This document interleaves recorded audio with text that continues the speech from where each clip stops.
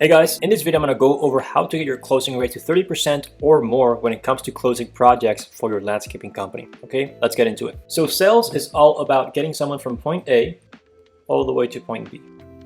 Point A essentially is, when it comes to landscaping or remodeling, how their yard looks right now, the fact that they can't host people. Point A is where they don't want to be, their current unhappy situation. Okay, and point B is a transformation, okay? A yard that looks amazing, a yard that has enough space to have a party and have enough people and have a nice barbecue, right? It's where they want to be, the desired situation, okay? That is all sales is, getting someone from here to here, okay? And you do this by figuring out what problems there are in this space, right? So you can then leverage that information to get them to agree that you are the right person to get them to point B. So there are a couple of things you need to understand about sales. So the first 80% of the sales process, right? So from here to here, it is all about getting them to trust you. So how do you get them to trust you? It's very simple. We ask questions so we then can understand what they want and what they need, plus why they need it, right? So if we know what they need, we understand what they need and why they need it, right? From there, we can find pain points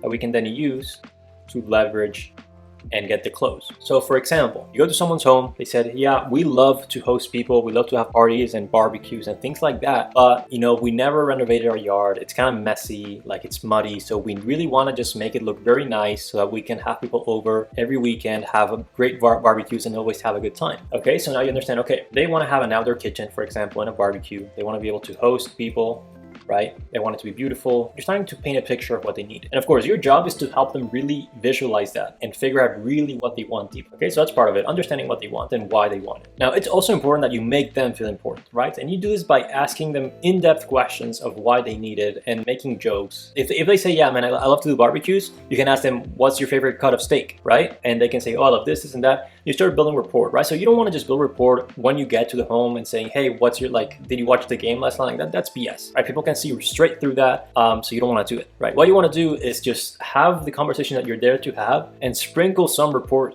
throughout the process naturally, okay? Because that is how you make people feel important, okay? By really caring about what they have interest in. So that is the first 80%, and we're going to talk about this in depth in a second. The last 20% is where the heavy lifting really comes in, okay? This is all about objections.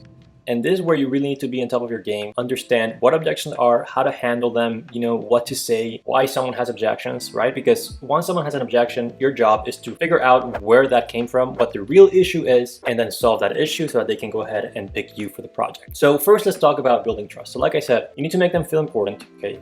And do this by genuinely caring about them and what they want, what they need, why they need it, and ultimately just getting to know one another, okay? And you can do that in 30 minutes, okay? You really can if you don't waste too much time. Then from here, you also want to make sure that you're perceived properly, right? So what that means is that you come in, you have a shirt that has your logo on it, your name, you come prepared, you have either an iPad or somewhere to write things down. They know that, okay, this guy knows what he's doing, he's been doing this for a while, I trust this person to do this job, okay? Because again, you need to get them to trust you before you even mention any type of pricing. Because if they don't trust you, you give them a price, they're gonna come up with a bunch of objections, so you can just leave their property and they can call someone else that they would trust, okay? So that's your job, get them to trust you and your company, okay? So once you go through that, you ask them the questions you need to ask them, you show that you know what you're talking about, that they can trust you, right? Then depending on the project, depending on your process, you're either gonna give them a quote right now and you say, yeah, it's probably gonna be somewhere around this price, right?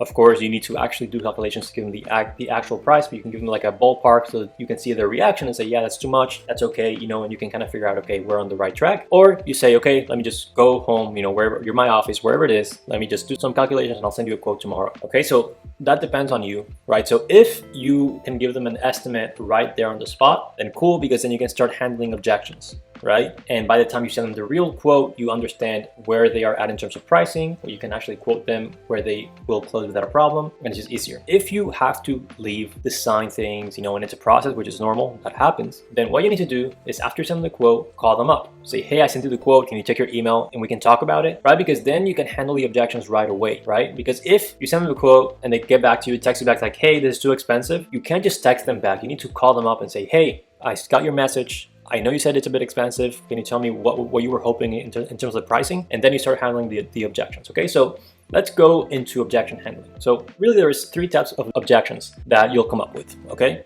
Anything else is just a smoke screen that you need to get through to find the real objection. So the first one is going to be financial, right? So all about the money, the cash. The second one is going to be uncertainty. And then the third one is going to be partner objection, okay? So all these 3 can actually be valid objections.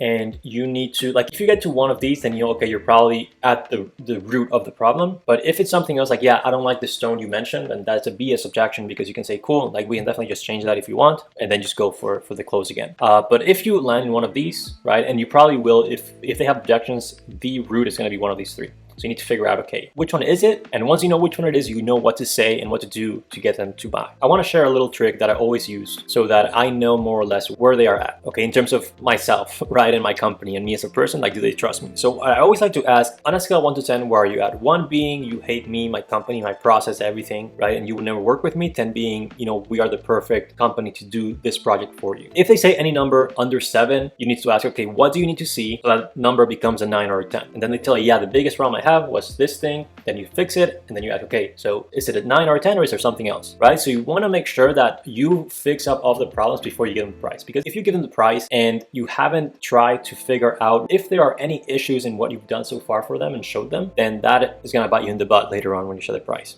Okay, so you need to use that question to measure where they are. Do they trust you? Do they not trust you? Is there anything that they need solved before they would actually be serious about doing any work with you? Okay, once you do that, state the price. Yeah, it's probably going to be somewhere around 15 to 20K, depending on this and that. I need to go do some calculations to give you the actual price. If they say, yeah, that's going to be a bit expensive, out of my budget, right? Which is usually the number 1 thing people say, right? When they have any type of objection, they're going to go with the price because they just want it to leave. And say, yeah, I'm not paying that, can you just leave, right? But they're not going to say that, so they say, yeah, it's out of my budget. I can't invest that much. So your follow-up to that needs to be, okay, cool. So let's say money is out of the equation. Let's say we give you the perfect price. Would you say that me, my company are the right people to do this project for you, right? Now here you need to listen very closely. If they say, yeah, you guys are definitely the right group of people, you know, it's just that I just can't afford it. It's too expensive for me. Like, it's out of my budget completely. Then you know, okay, it really is a financial situation, and then you have 2 options, right? If it's really financial, you can either do financing, and the other one is you can just do a discount, right? Now, obviously, you don't want to do a discount. Like, that would be the last option that you want to do, unless you can afford it and the profit margins are still good if you do that. But financing means you probably get paid what you quoted, right? Just over time, right? So once you complete the project. So you can say, okay, what is your budget? They're going to say, yeah, it's this much, right? So let's say your project is 20K, and they say, yeah, my budget is 12. You're going to say, okay, look, it's very difficult to match 12K. And you're going to say why it's difficult. Don't go too much into the details, but say, look, I can't charge you 20K because we warranty our work for 3-5 years, you know, whatever it is. Also, our workers get paid very well, which means our work is of very high quality. So you know for a fact it's going to get well done, right? You're not going to have any issues. And if there are any problems, I'm going to come back here and fix it for you. If someone charges you 12K, on the other hand, they're probably not going to do a very good job. As soon as they get paid, they're going to disappear, and you're not going to hear from them again, even if you have any issues. Okay, so you need to explain, okay, look, it's more expensive, but there's the reason why. There's a good reason as to why I need to charge you 20K and I can't charge you 12K. That being said, the best I can do for you is I can do maybe 18K, so you kind of like sweeten the deal a little bit, or 19K or whatever it is, right? But we can do financing. So it'll be this much upfront, this is what you qualify for, and then you'll pay this much month to month for the next 6 months, you know, 12 months, 28 months, like whatever it is, right? So that is option 1, right? And this is going to be up to you, not up to the client of what they want to do. You're going to decide, okay, I'm going to offer financing. I'm not going to offer a discount. Or if you say, you know what, I can probably like put down like discount him like 2K and see if we can make this work, okay?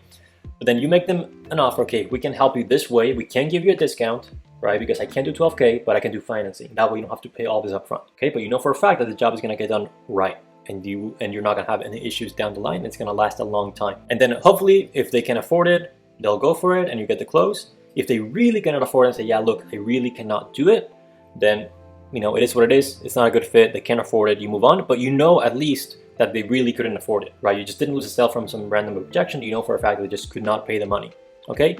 And we move on. Now, going back to the initial question that I said, if money is out of the question, do you believe that my company and me are the right people to do this job for you properly? If they say, yeah, probably, I guess you guys, you know, you guys look good, That's not a certain answer, right? They're hesitant in their answer, which means that it's not really a financial objection, it's an uncertainty objection. If it's an uncertainty objection, it means that they don't trust you or your company and you screwed up something along this part of the sales process. Okay, so from here on, like if it's an uncertainty objection, what you're gonna do is you're gonna go back to the question you asked first. The one is from 1 to 10, you know?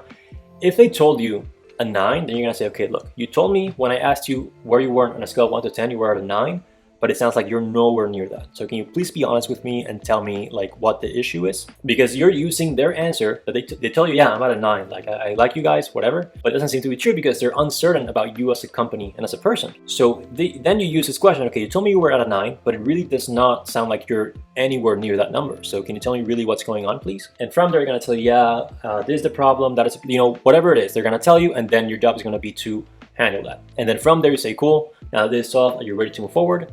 And then hopefully they'll say yes, and you get the sale. This is the objection. You just need to solve the issues, which should be solvable. If it's like an outrageous issue that you really like, it's dumb and that you cannot solve because it's like a crazy thing, then you move on because the lead is not good. But if it's like a reasonable problem, then you should be able to solve it and get the sale. The last objection is going to be the partner objection, which is like, hey, I need to talk to my husband or my wife or whatever. And this can be a valid objection because if your project is 20K, you know, that is a good amount of money for some people and they're going to want to talk to their partner, right? So the solution to this objection, and you need, like, you can't just say, okay, cool, yeah, let's just talk later.